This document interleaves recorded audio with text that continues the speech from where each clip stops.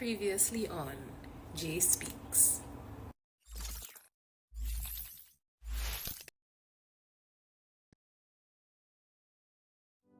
Even having a conversation that people have options is not on the table. And so I think I think we have resources, but not enough resources to help people navigate the choice and what they want to do with their care, particularly when they're going through pregnancy and postpartum. Now, through your organization, have you seen, resources being more accepted through the community? I think yes. I think what we do with us providing the education, and not education saying that people are uneducated, but our education style is making sure that people know that these resources exist. Because a lot of times the resources that are set up through government programs are very restrictive. It doesn't mean that someone who is in the upper working class or middle class doesn't need help and support services, because they equally need help. I like to tell people that a lot of these households are one flat tire away or one financial disaster away from being placed in poverty. Learn more today about mobilizing African American women through empowerment.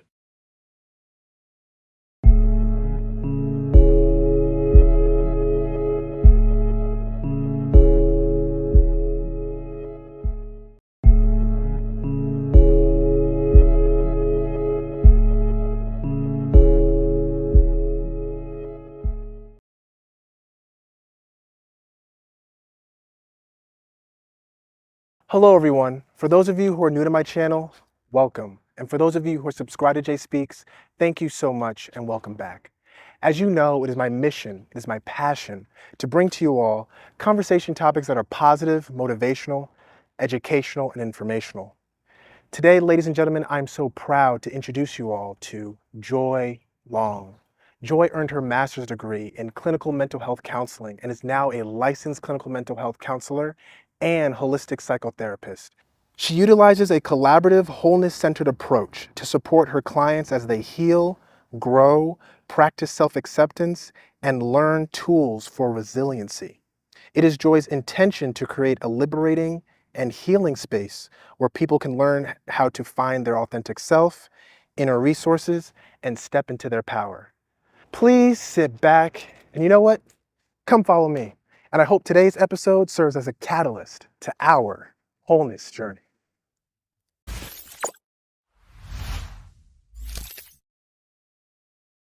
So Joy, it's definitely a pleasure to be here. I'm so happy to be with you finally. I've been looking forward to this interview for a while now. But before we get started, please, talk to me, talk to the camera, who is Joy Long? And, please share a few words about your company, your brand, Whole with Joy. Please. Yeah. First of all, thank you for this opportunity. I'm excited to be here and to talk about what it means to create a culture of love and of healthy relationships. We're in the month of February. It's Love Month. Yesterday was Valentine's, so I was like, this just seems right. But when it comes to me, I always find this question to to be a lot. I am many things, but largely, I am a person who wants to see humanity win. I want to, and I believe in our capacity to do that. I want to see us be able to dig deep and to face the issues, the darkness that are at their roots that keep us in cycles of suffering and that ultimately keep us disconnected from one another. And so I want to see us learn how to transform those things to be connecting with greater harmony, greater joy, greater peace. So largely, I would say that's like who I am. I would love to see that type of healing and love and connection in the world. I am also a writer. I am a mother. I like to say I'm a mother first and foremost. I'm a mother, I'm a writer, visionary, and I'm also a holistic psychotherapist. That's why I'm here today. And even when it comes to my work of being a therapist, I'm compelled, I'm very compassionate about the transformative Power of love and human connection. I have 15 years working in mental health. I have worked in community mental health. I've worked in medical settings, and I've also have been in private practice for going on 6 years.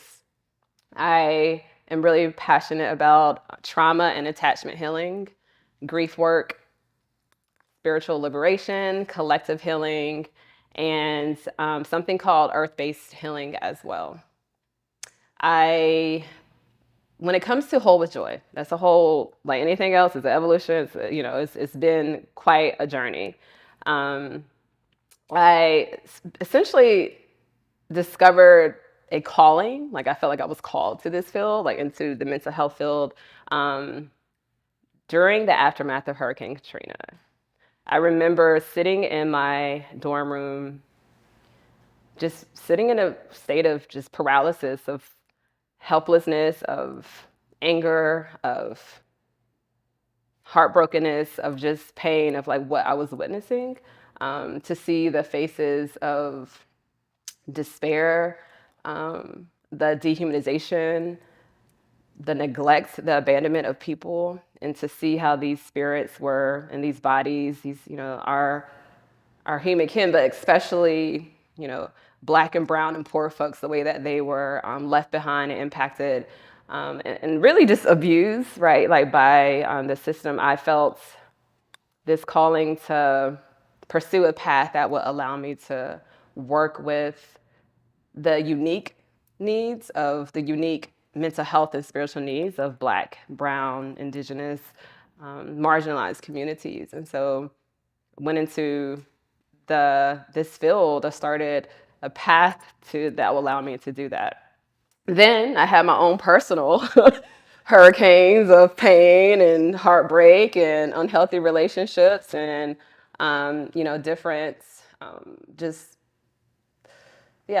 traumatic histories and issues. And so those things definitely shaped how I show up in my work. And during, my journey, I had learned that the personal is political and the political is personal. A lot of the things that show up in, how we have learned to treat each other, a lot of it we have learned, right? Like some of the exploitation, the violence towards one another, the overall separation, so much of like what happens on a collective level, we internalize and we do to one another. And so I was just tracking all of that in my healing journey, and all those things have shaped Whole with Joy. So Whole with Joy is about revolution. It's about revolution of the mind, the body, the spirit.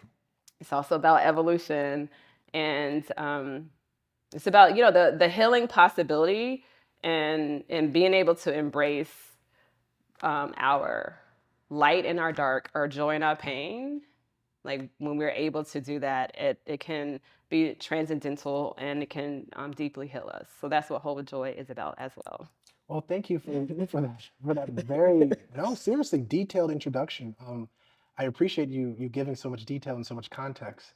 But diving into one of your passions and that you talked about, attachment theory, trauma bonding, healing, and love. The importance of love. What for the viewers? What is exactly attachment theory? And more importantly, well, not more importantly, but equally important, what are the criticisms and misconceptions of attachment theory that you've come across in your research and your practice? Yeah.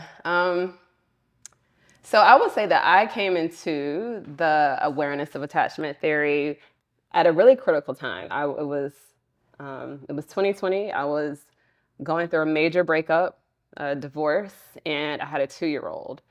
And it was happening at the same time. I'm so grateful for it happening at the same time that I was going through a training in somatics and attachments-based course for a therapist. And I also was deeply supported and received mentoring and guidance around attachment from one of my colleagues, friends, mentors, named Dr. Amy Bauman. So definitely have to give her a shout out. And they that time was deeply life-changing because it allowed me to, one of the things that was really important for me as I was going through that training was like, whoa, like as I'm coming out of this divorce, I have a lot of pain. And how do I take care of myself in ways where I'm not transmitting this pain, giving this pain to my daughter, and she could find herself like in the same type of relationships, in the same type of space that I was in.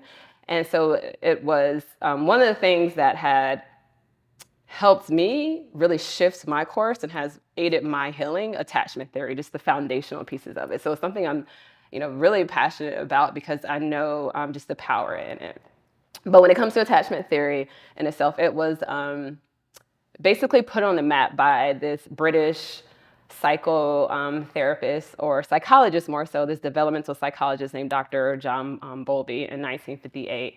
And it was like from his research where he had found that infants have this innate need, right? Like they're biologically wired, like they're like we come into this world with these neural structures in our brain where we are looking for the caregivers, like an attachment figure in our environments, and our ability to be able to receive responsive, soothing care from an adult, from a caregiver, from our mother, is the thing that will support our ability to thrive and to just to survive. And so it's a theory that talks about the power of human connection, the science of human connection, and how we all have this innate, hardwired, right, like biological need to be able to, that supports our ability as a species to evolve, to be able to attach to, someone in our environments, when we're infants. And then that's something that we continue to need as we develop and get into adulthood. So far, today's conversation has been nothing short from great.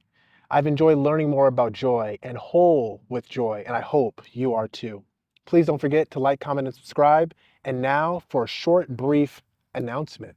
Don't go anywhere. We will be right back.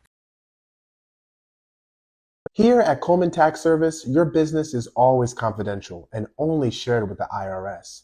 At Coleman Tax Service, you can communicate and discuss your income and allowances, whether it is government assistance or unemployment.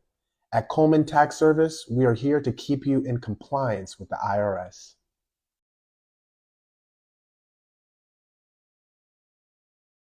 So when do people typically can someone outgrow attachment? No, and attachment is something that we all need. It is something that, again, like our brains have adapted in a way of where if we don't have, someone that so one of the central themes of John Bowlby's theory was that when an infant is able to receive responsive, soothing, caring, connection, a bond, be able to form that emotional bond with their caregiver. And John Bowlby really focused a lot on the child and the mother bond. But essentially, and I can talk more when it comes to the criticisms, a child ability to form an attachment, emotional bonds with any secure and available and present adult is enough to help nurture them and to support their ability to develop and to thrive. But he definitely focused on the mother and the child bond. So I'm also trying to remember your question. But yeah, so we all have this innate need to receive that type of connection for our survival. And as we continue to develop, it is something that we still will need from our friends, from loved ones, from our romantic relationships. We have these neural structures that are built in to seek and look for it. And that's the thing that, again, supports our ability to really to exist, to be where we are. So you said, correct me if I'm wrong, you said that we all need attachment. I feel as though attachment has a negative connotation to it. I don't feel as though, I feel as like, oh, I'm attached to this. It feels like this is against my will. Are you sure it's not we all need relationships or we all need bonds, We or do all, we really all need yeah, attachment? we don't have to be so attached to the word attachment, right? Like, Okay, so yeah. when you say attachment, you mean bonds. Yes, we need someone, we need each other, we need a person in our lives we need relationships, we need communities to help us survive. Okay, Yes. yes. Yes. So Thank you for clarifying. yeah, Yes. so not living in a vacuum. So we need each other. We need each other. So what are the misconceptions? Yeah, so some of the criticisms when it comes to attachment theory is, for one, just like his research didn't take into account some of the cultural reasons of how it shapes attachment, like someone's ability, like a parent's ability to be that present, responsive, soothing caregiver. It didn't really give any context of like what are the things that shape that and that can get in the way of that process, right? Because to your point, one of your questions, like, do we actually need that? We come into this world with those innate needs, right? Like, we're designed that way when it comes to the biology of our bodies, and yet there's plenty of people who are unable to receive that type of care from their parents. It's like one of the things I really like about attachment theory, to just have that in your consciousness, is one of those things where you can really ask yourself, well, if the science is this, then what is happening? What is getting in the way of like my ability or someone else's ability to be that present, caring, nurturing caregiver, mother, parents, sometimes teacher, or whatever it may be, to this child, to this infant? Like, what has happened that has disrupted that? And that's when you can look at some of the environmental or the cultural conditions that get in the way of that person's ability to be with that child. And in his research, there was a lack of giving that type of context. So like, that's one of the criticisms. Another criticism is like, you can't, like, we can't use just one theory to explain human behavior and why humans and how humans interact with other people, right? Like, one theory it just can't. That's like reductionist, right? Like, one theory can't explain why we do what we do, because we're such complex, mysterious, beings. And so that's another thing. Also, he really focused on the mother and child bond, and a lot of researchers have just questioned, like, well, a lot of African and indigenous societies and communities, even now, like, there's grandmama, there's auntie, there's cousins, there's this whole like kinship systems and multiple figures that are in a child's life that can help nurture that child, right? Like, these children are raised in villages, and so how could that potentially support and aid the research and attachment? And so those are some of the like criticisms. And then, like, when it comes to the times that we're living in popular culture, there has been more of this, from what I've seen, like online, this awareness of, yeah, we're talking about attachment, we're talking about relationships, we're talking about trauma bonding, we're talking about all these things. And what I have noticed is it's so easy to be like, oh, that person over there is avoidant, that person over there is like anxious. And we put these labels on people. And for one, people, like, no one is, we are complex. And so no one can be reduced down to just one label again.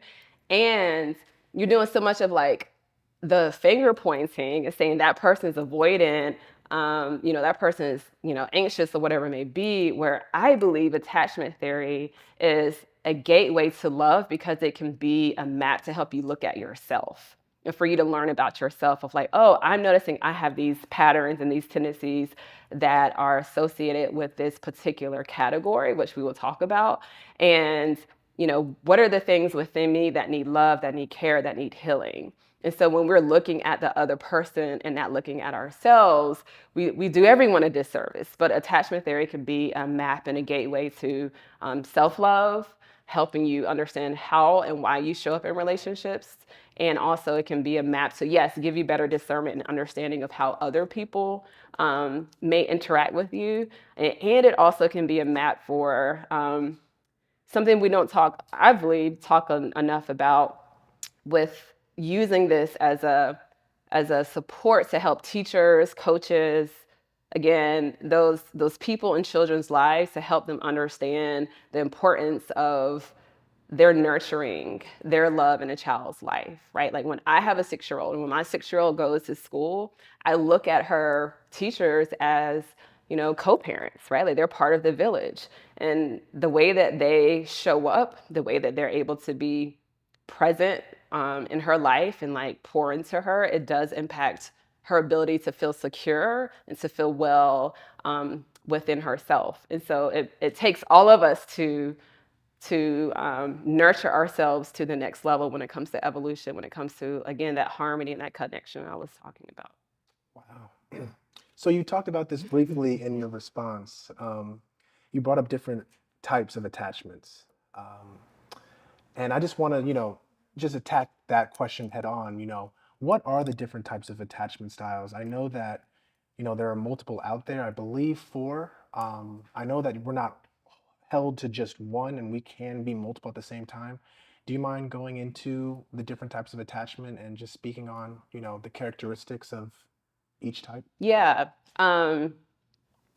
So one of John Bowlby's students, Mary Ainsworth, in the 1970s had expanded this theory through her laboratory study called the strain situation. And so essentially, in a lab, mother, child were in the lab with a stranger. And what she was tracking was like, how does the child react to the mom when the mom is in the room and when she leaves the room, especially of course with the stranger being there. So just giving you a little bit of context to these categories.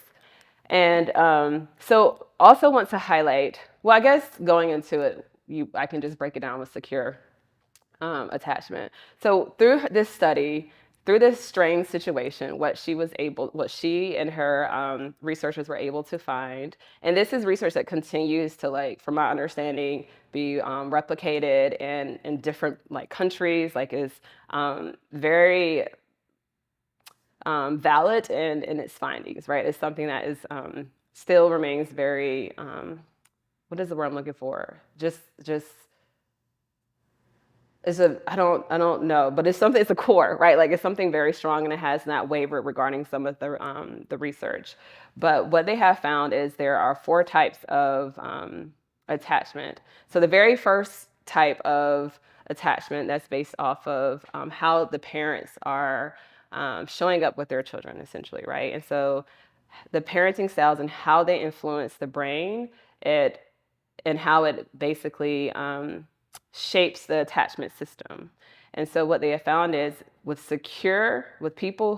infants who, when the mother returned into this lab and the infant had exhibited behaviors that looked secure, where they were responsive and they were able to engage with the parents, that this child had secure attachment, and that children that have secure attachment they have found that like our early childhood attachment systems are the things that basically superimpose how we attach to others when we become adults, right? And so like that's the early template. And so for secure, the parenting style is able to be present, able to offer the soothing to the child, able to offer that emotional regulation, help a child be able to organize their emotions. They are just present. So like I think about my 6-year-old, she has a lot of like, look at me and play with me and be with me. And it's a parent that can meet those needs in that way. And so a child that grows up to have secure attachment is able to feel confident enough to explore the world around them because they have this, according to the theory, this internal base that is solid, right? Where it's solid, it feels secure, where they can go out and explore the world. They can explore to play, to engage with other people. And they have this internal working model that basically says, I am loved and I feel safe and I have a trust in self and I can trust the world. The other attachment styles, the other categories are categories based in insecure attachment. And so the very first one is, I'm gonna go with the anxious, ambivalent, preoccupied. That has changed over the years. And so essentially that type of parenting that influences and shapes that type of attachment style is parenting that has been inconsistent parenting styles that are intrusive, parenting styles that are hot and cold.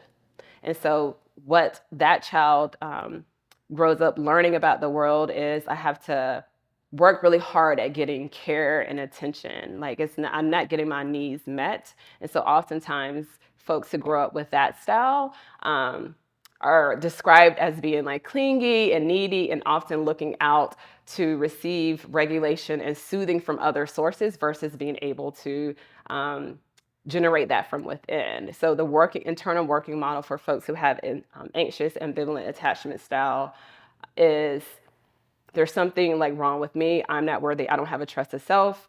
There's this higher trust in other people. Like there is this preoccupation centering other people outside of them. So that is the anxious attachment style. So the very next one is avoidant. And so when it comes to someone that has more avoidant attachment patterns, this person received parenting that was dismissing, where they had learned that I can't depend on my parent. They're too checked out for whatever reason. They don't have the capacity to be there. This infant, this child learns that I can't receive what I need from my caregiver. So therefore they adapt it by becoming self-reliant. Like only I can take care of myself. Only I can meet my emotional needs. And as someone with that attachment style, as they get older, that internal working model is I have a lot of trust in self, but not a lot of trust for the outside world, for other people. Now, do you think that that's contradicting? Tell me more. To say avoidant attachment, how could you be attached to something that you're actively trying to avoid? I love that question. The avoidance strategy is an adaptation to the environment, right? That's the survival strategy.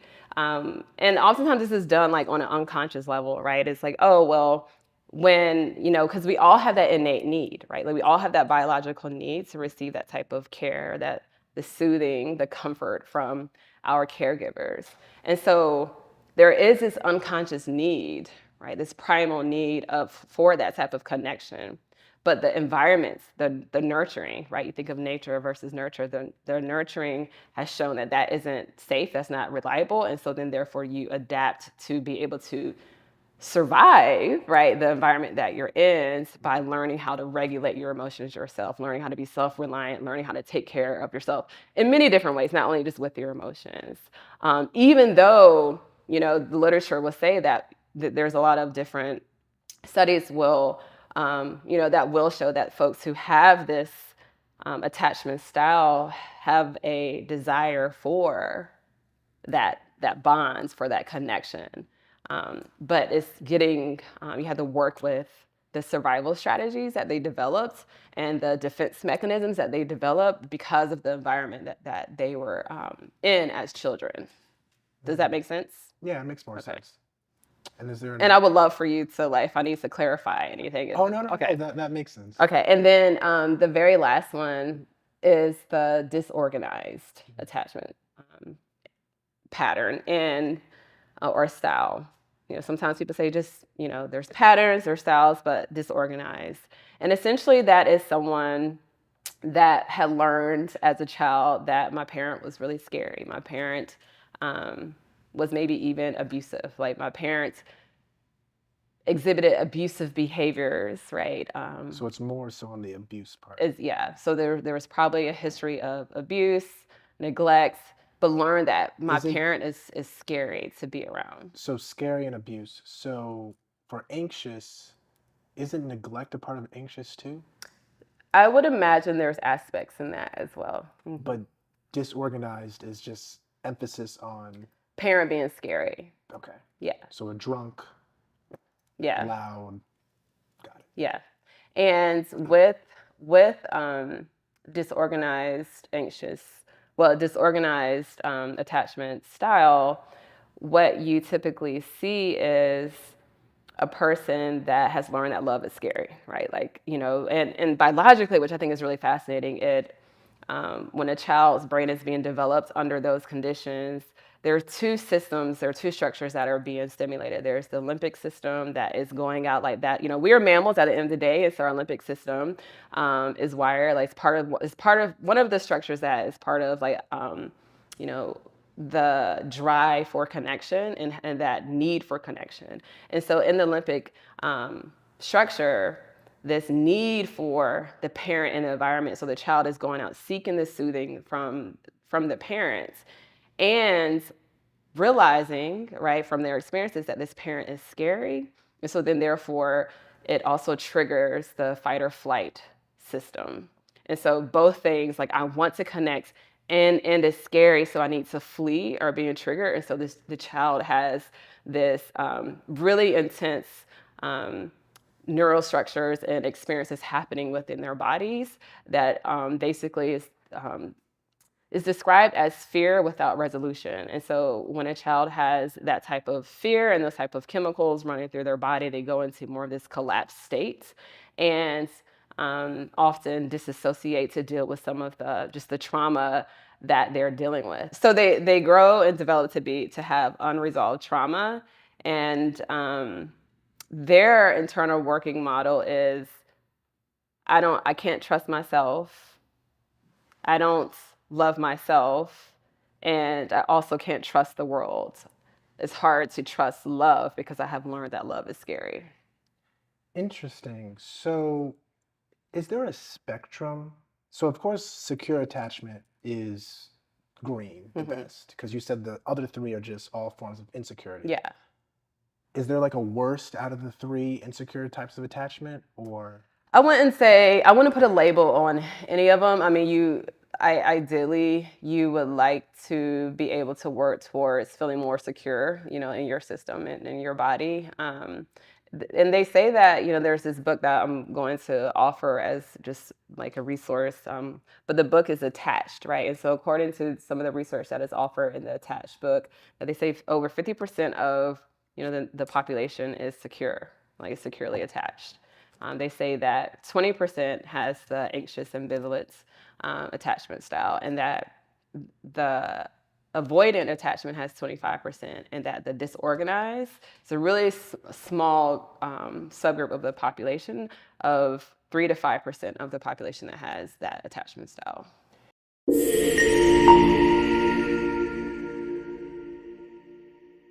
Hi, if you made it this far into the episode, thank you so much for watching.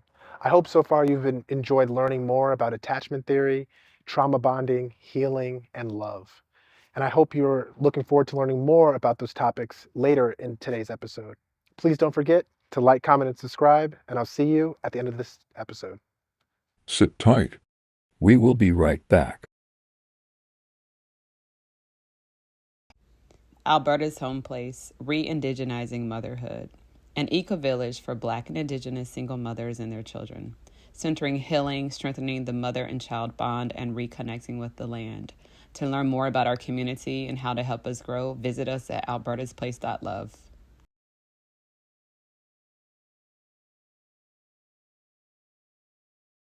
So, are there any pros and cons to early attachment? I know that you said that attachment really starts with the mother and the child. I guess because the mother is, of course, birthing the child.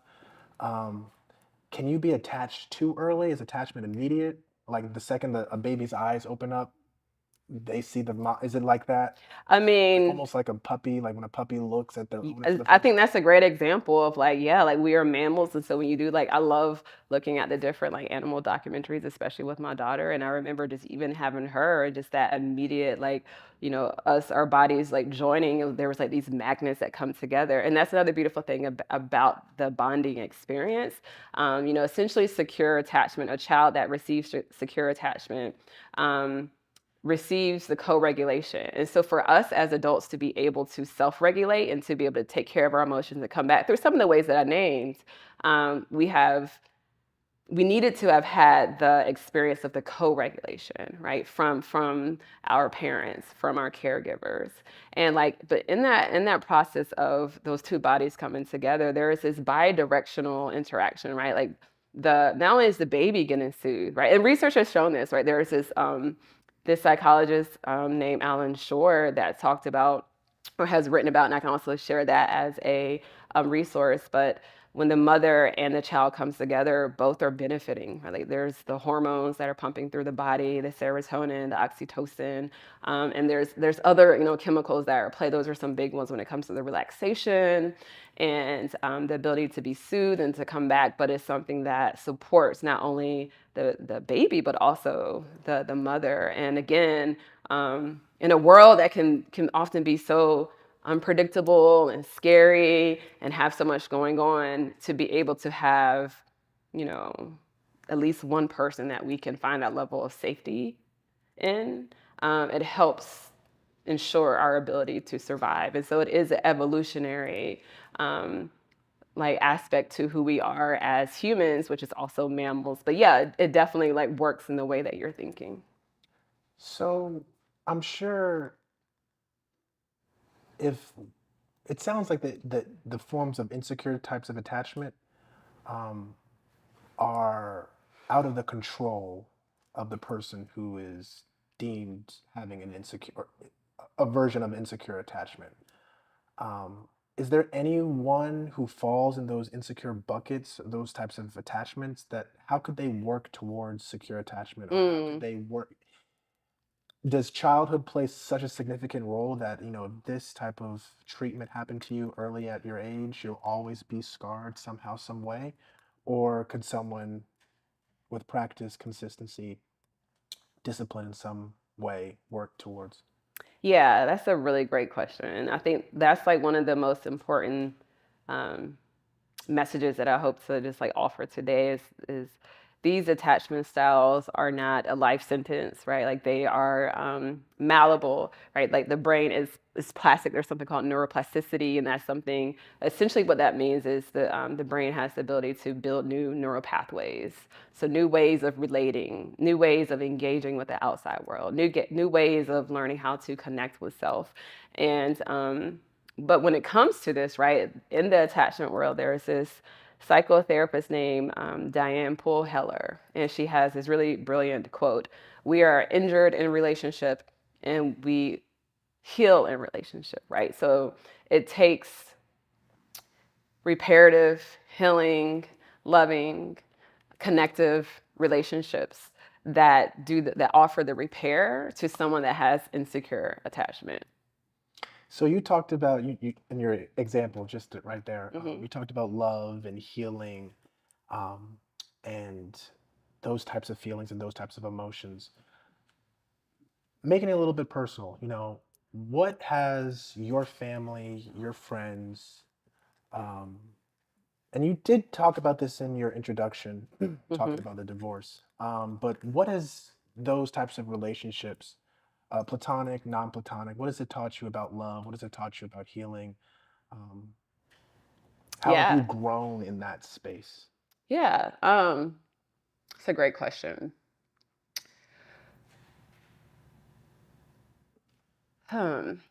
I will say that, if I were to think about, I'm really grateful for this question, because I think one of the things that's really important when it comes to greater healing and our ability to, transform, these issues and not allow them to keep us again in cycles of pain and suffering with one another, is to talk about it, right? And so when it comes to my personal story, I was raised by two amazing folks who were born in the 40s, so they're part of the silent generation. My dad was someone that he lost his mother in childbirth. He was in Vietnam. My mother was raised by a single mother. They've had a lot of things that happened to them that were traumatic. And if I were going to put that aside for a few moments, they also were able to survive Jim Crow. My dad was also in Vietnam. They were also able to survive all of these different adversities to give me enough love to nurture me to be where I am today. And there there was also a lot of pain, that they experienced. And they didn't have the type of resources, the understanding to the things that we have today. And so there was this history, this legacy of transmitting or inflicting their suffering onto us as their children. And I would say that the ways that had shaped me was the fact that like I had grown up to be more of to have insecure attachment, to be more anxious, like anxiously attached. And the reason why I really love this model is from my own experiences, I have learned that things can change, right? It does take the power of healing relationships, being able to disrupt some of the patterns that often lead you to relationships that can be very painful and harmful to you, and learning how to build different understanding of self, to build different boundaries, through learning how your brain works, learning about like what my emotional intimacy needs are, and being able to rework and rewire my own nervous system through like how I relate and how I talk to myself. So there's many different levels. There's the social level, right, of being able to form and forge healthier bonds with folks.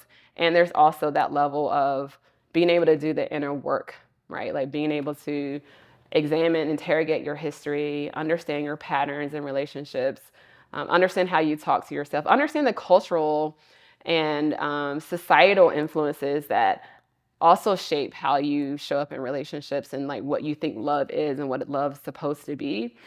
Think about some of the ancestral, pains and stories that you may have, and then also, what's there that can aid your healing. And so it's definitely a holistic approach when it comes to how you heal from insecure attachment. And it is something that first is done in reparative relationships. So how has that journey been for you? I guess figuring out for yourself, what's the best way to heal for yourself. Was that something that took a lot of trial and error? Was it something that was like, kind of dipping your foot in the water to see if it's cold or not, like, yeah, it's like, it's like all of that. It's all of that. But I will say that the relationship that has taught me most about secure attachment is the relationship I have with my daughter.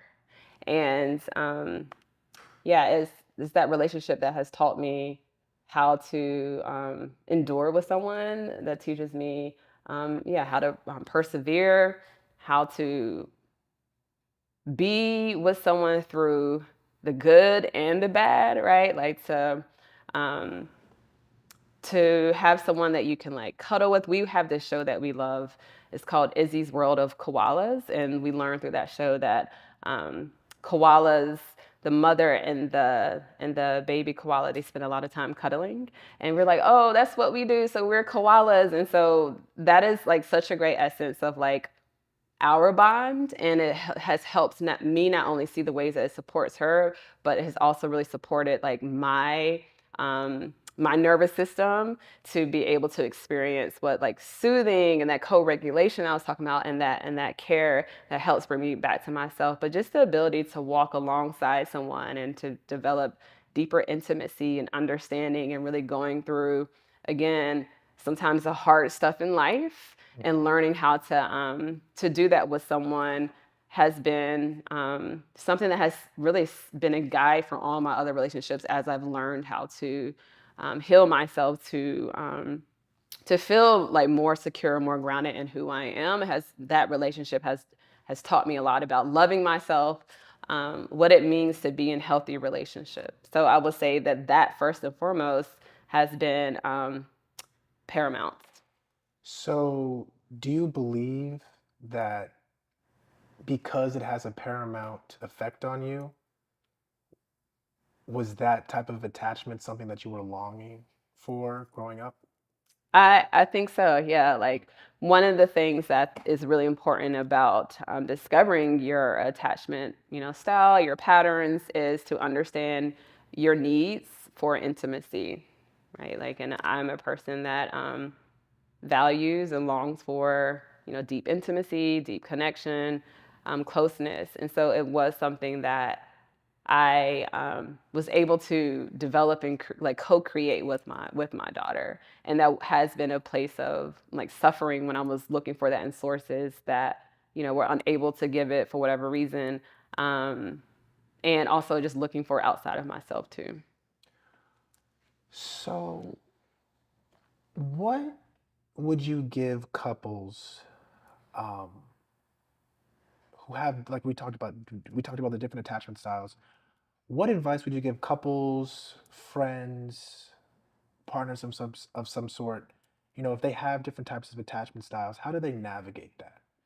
Um, do you feel as though two of the same attachment styles can be in harmony together, or is a secure foundation needed for the other attachment styles that we discussed? Like, is that foundation needed, or can two avoid it, live in harmony? It all depends on what your definition of harmony is, right? Like, so that's, subjective, that's a great question. And it also goes back to the science of, the attachment styles are based on how our brains work, and our brains are plastic, our brains can change. And so therefore, if I had anxious attachment style and you had avoidant, like we could find our way with the consciousness and awareness of, hey, we have these things going on, and we want to work towards greater harmony. We want to work towards security. We want to work towards getting to understand each other. And as long as that's in the awareness of the relationship, then it's possible, right? And with each person doing their own work of understanding, again, how their brain works, like what their needs for intimacy are, what their boundaries are, and as long as they can effectively and authentically communicate that with one another, then they can work towards that place of security. And there's many different tools that can help support people on that journey to be able to do that. So what are the tools that you suggest? So I'm going to go back to the emphasis on it takes all of us, that we need each other to survive. And with that, I often think about when I was a kid. I don't know, and it always comes back up for me, like in my psyche. It is just one of those things that continues to just recycle itself. But Jurassic Park, and I'm going somewhere with this. Jurassic Park, 1993, the original film. And it's been a minute since I've seen it, so like I can't remember like all the details. But essentially, Lex, the child, the girl in the movie. Have you seen it? Yes. Okay, just making sure. But she and her brother were left stranded, right, by the guy that they were with. And the T-Rex had gotten hold of their car and had did whatever, and she was able to come out, and that's when she ran into, or she fell out and she ran into Dr. Grant. And, though I would imagine it was somewhere in the back of her psyche of like, there's a T-Rex that just had our car and I'm terrified by that. The thing that she was most stuck on was the fact that she was left, right? Like she kept saying, he left us. Like when Dr. Grant found her, and she was in this state of shock, in this state of trauma, and all that she could really focus on was the act of abandonment and being left. And what I think is so powerful about that scene is like he grabs hold of her, he looks her in her eyes, like he's holding her securely. He is giving her this stabilizing energy, and he says, "But that's not what I'm going to do." And that was a beautiful depiction of how we can be active participants in the repair of each other's like pains and hurts and wounds, right? Like I have experienced abandonment. They experienced abandonment. And the things that have like lifted me, have grounded me, that have allowed me to find the security within myself have been, again, those reparative relationships after, something that was deeply traumatic. And so the very first thing is us just understanding that it takes all of us to to do this type of work, right? And to understand like what's at stake. I think that we as a society could invest more in where we place our dollars, right? Like instead of putting it into the system that incarcerates people, what if we took those dollars and invested it in social emotional learning, like, where we could build empathy, more empathy and kindness and understanding for young children? Like, what if we put it in programs for conflict resolution to help people with learning how to regulate their emotions through expressive arts? Have trainings for teachers and for all systems to be trauma informed and to be care informed and to understand these principles of attachment, right? So I think it is a collective communal response. Like that's the very first thing when it comes to being able to rework insecurity within us, on a collective level. And again, it does take the individual approach. So some of the tools, the very first tool is just learning what your attachment style is. And I will provide some quizzes that can help with that. The next step would be, really interrogating like, okay, like what is what has my upbringing looked like? What are some of my defense mechanisms? Like really get just a greater understanding of self and like, how do I show up in relationships? Like, what are my needs? What are my values? And then being able to learn how to work with the nervous system. The attachment system it coordinates with the autonomic nervous system, which is our fight or flight system, right? It's the system that puts us in high alert, or it can make us feel calm, or it can make us feel really shut down. And so the more that I'm understanding, like when I'm triggered, when I'm feeling activated, when I'm feeling dysregulated, I can take tools to help me come back to a place of calm, or to take care of myself when I'm feeling unwell. And that also can help with building greater security within ourselves. And so it's definitely this holistic approach of how we're able to build security. So thank you so much. No. Thank you. Seriously, thank you. That was good. Let me know if you have any questions with, if things feel clear or not. Well, I do have one. Yeah. So talking about adversity, Mm-hmm. suffering, how can someone turn that into infinite power and possibility? Like, how could we take something that has the power to knock us off of our feet permanently in life and find some wherewithal within us to rise up and use that as fuel to take over? To take over. I mean, respectively, people have I feel you. different definitions of I'm just Yeah, to level up. To level up, yes. I would say first and foremost is to understand that you are not what happened to you. You're not the suffering that you feel. You're not the suffering that your body displays. Like you are not your past. You're not that thing that pains you, right? So it's first and foremost having that type of understanding. Secondly is to understand that life is a collection of experiences rooted in joy and pain. And though, that can feel like a lot at times, because it is, these are the things that also guide us to what sets our spirit free, right? Like our joy and our pain. And so when you can understand that, you are led to the things that liberate you. And then from there, you, with time, with healing through, applying these tools that we're talking about that can help with self-regulation, that can help with reworking how you talk to yourself. But with time and with healing, you can learn how to lead a life that is true to your heart's desires and essentially like create that life that you desire, that is not confined and dictated by these things that have caused you pain in the past. And this is a continuous journey. Continuous for sure. Ups and downs, everything. It's that whole thing of like, it's constant. It's the evolution process that I talked about earlier. It's that revolution that is constantly happening. But yes, it is something that is not static, but is always coming and presenting itself those opportunities to grow and to really follow like what our heart needs.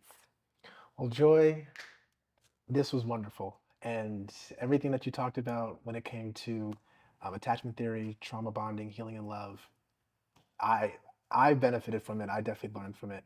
I know that you said that you wanted to read a Oh poem. yes, Yeah. thank you. So, So I also want to say that like we are here at Earthseed, and Earthseed, you were talking about what are the ways that like I have learned to heal myself. And Earthseed, I was talking about the communal piece that takes all of us. This has been a community that has welcomed myself and my daughter into this space, and we have been just really fortunate to be a part of like this beautiful land and space. And from the people to being out here on the land, which is very sacred, it has been part of that medicine and of like those resources that has helped support my healing journey. So I just why is wanted it to. sacred? It is sacred because of the history.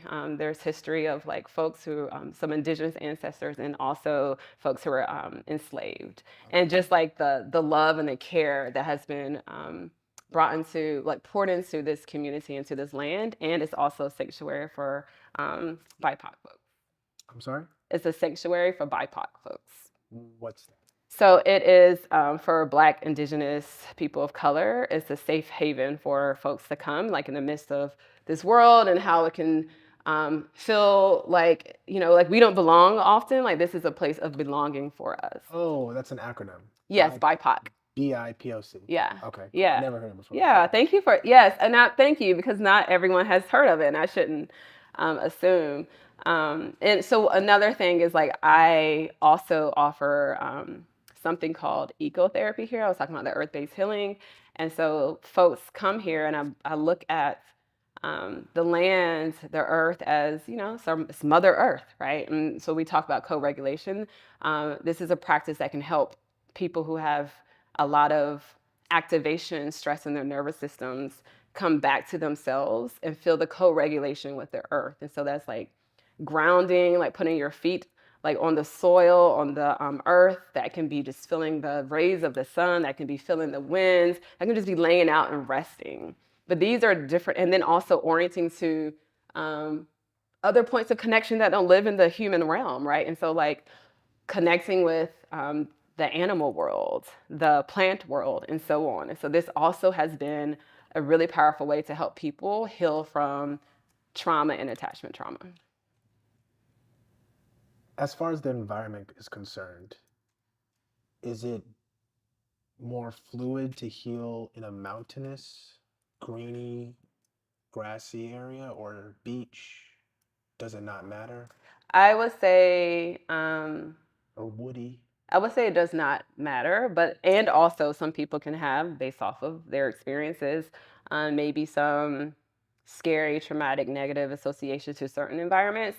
And so, you know, to each his own, like to finding like what that safe place feels like when it comes to nature, because it can be kind of a charged, complicated thing, like any relationship, right? But being out in nature does help bring the body back into a state of balance. So, yeah. Okay, well, yeah, please. So I just wanted to just offer this as just a last reflection, invitation to you, to those listening, about love, the word of the day. So the question I just want to invite people to consider: how can we expand our ideas about love to, yes, hold the value of romantic relationships, and not to just limit our lives to pursue just that of one person or a romantic relationship, but to consider the value and richness of expansive love, where we find deep and intimate connections with our friends, with our family, chosen family, with the children in our lives, and with the earth. So the question is, how can I be more intentional about love? To remember it is a verb and requires attention and action. So love, the word of the day. Love as the balm, the equalizer, the peacemaker, the North Star. Salvation, reckoning, it allows us to be free. Love remembers your divinity through teaching me about mine. It has been my poison and my elixir. It has been my heaven and my hell. It's been my joy and my pain. Love is the unifying force of the universe. I've witnessed how it can move. I have felt its power. Love covers a multitude of sins. And there is nothing more that would save us from ourselves now than love. Love as in that unconditional, universal kind of love. Love as in that love of self, for others and the earth. The love that heals, the love that is patient and kind, redemptive love. That deeply rooted in justice kind of love. This is what saves us. This is what liberates us. This is how we are made whole. Are you ready to join love?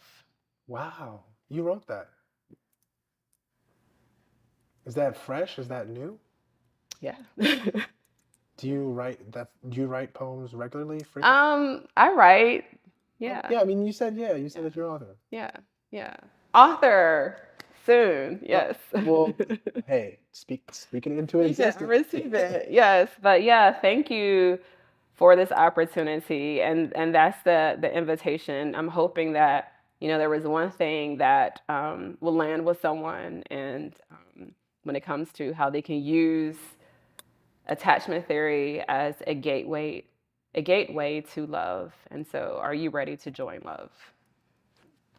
Wonderful. Thank you so much. Thank It was you. a pleasure. I loved it. Thank you so much. We finally made it to the end of today's episode. I hope you enjoyed learning more about attachment theory, trauma bonding, healing, and love.